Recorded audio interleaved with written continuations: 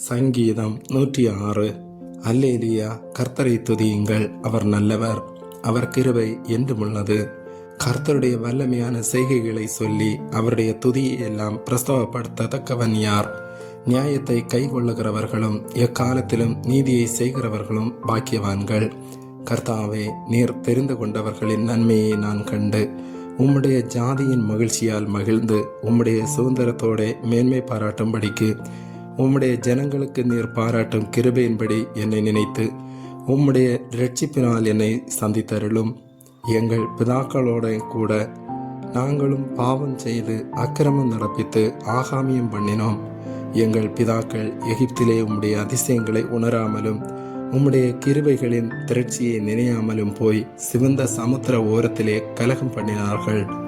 ஆனாலும் அவர் தமது வல்லமையை வெளிப்படுத்தும்படி தம்முடைய நாமத்து நிமித்தம் அவர்களை ரட்சித்தார். அவர் சிவந்த சமுத்திரத்தை அதட்டினார், அது வற்றி போயிற்று. வெட்டாந்தரையில் நடக்கிறது போல அவர்களை ஆழங்களில் நடந்து போக பண்ணினார். பகைஞன் கைக்கு அவர்களை விலக்கி ரட்சித்து சத்துருவின் கைக்கு அவர்களை விலக்கி மீட்டார். அவர்கள் சத்துருக்களை தண்ணீர்கள் மூடிக்கொண்டது, அவர்களில் ஒருவனும் மீந்திருக்கவில்லை.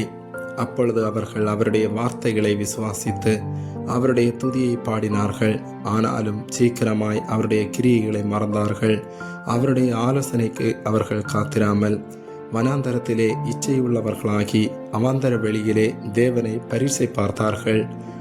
அப்பொழுது அவர்கள் கேட்டதை அவர்களுக்கு கொடுத்தார். அவர்கள் ஆத்துமாக்களிலோ இளைப்பை அனுப்பினார். பாளையத்தில் அவர்கள் மோசையின் மேலும் கர்த்தருடைய பரிசுத்தனாகிய ஆரோனின் மேலும் பொறாமை கொண்டார்கள்.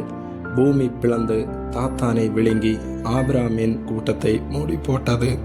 அவர்கள் கூட்டத்தில் அக்கினி பற்றி எரிந்தது. அக்கினி ஜுவாலை துன்மார்க்கரை எரித்து போட்டது. அவர்கள் ஒரேபிலே ஒரு கண்டு குட்டியை உண்டாக்கி மார்பிக்கப்பட்ட விக்கிரகத்தை நமஸ்கரித்தார்கள். தங்கள் மகிமையை புல்லை தின்கிற மாட்டின் சாயலாக மாற்றினார்கள். எகிப்திலே பெரிய கிரியைகளையும் காமின் தேசத்திலே அதிசயங்களையும் சிவந்த சமுத்திர தண்டையிலே பயங்கரமானவைகளையும் செய்தவராகிய தங்கள் தேவனாகிய இரட்சகரை மறந்தார்கள். ஆகையால் அவர்களை நாசம் பண்ணுவேன் என்றார். அப்பொழுது அவரால் தெரிந்து கொள்ளப்பட்ட மோசே அவர்களை அவர் அழிக்காதபடிக்கு அவருடைய உக்கிரத்தை ஆற்றும் பொருட்டு அவருக்கு முன்பாக திறப்பின் வாயிலே நின்றார். அவருடைய வார்த்தையை விசுவாசியாமல் இச்சிக்கப்படத்தக்க தேசத்தை அசட்டை பண்ணினார்கள். கர்த்தருடைய சத்தத்திற்கு செவிகொடாமல் தங்கள் கூடாரங்களில் முறுமுறுத்தார்கள்.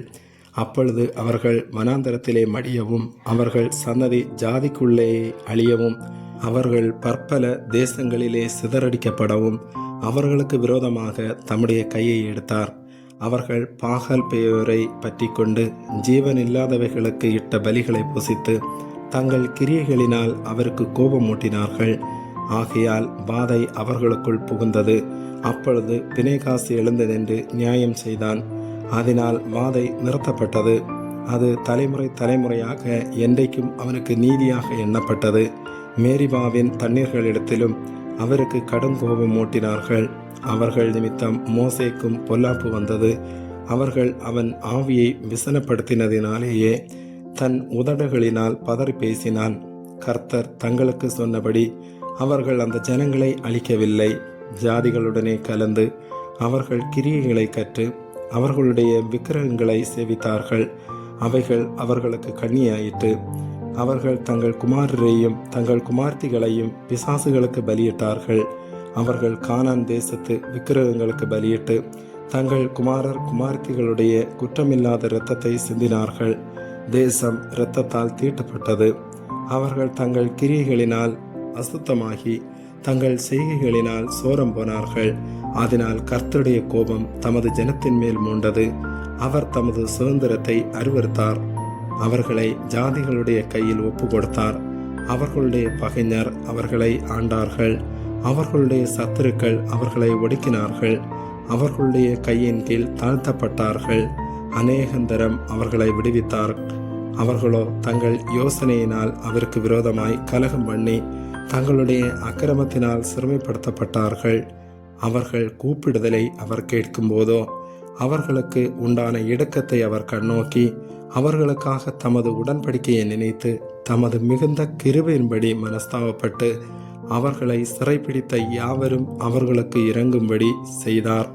எங்கள் தேவனாகிய கர்த்தாவே, நாங்கள் உமது பரிசுத்த நாமத்தை போற்றி உம்மை துதிக்கிறதில் மேன்மை பாராட்டும்படி எங்களை இரட்சித்து எங்களை ஜாதிகளிலிருந்து சேர்த்தருளும். இஸ்ரவேலின் தேவனாகிய கர்த்தர் அனாதியாய் என்றென்றைக்கும் ஸ்தோத்திரிக்கப்படத்தக்கவர். ஜனங்கள் எல்லோரும் ஆமேன் அல்லேலியா என்பார்களாக. ஆமேன்.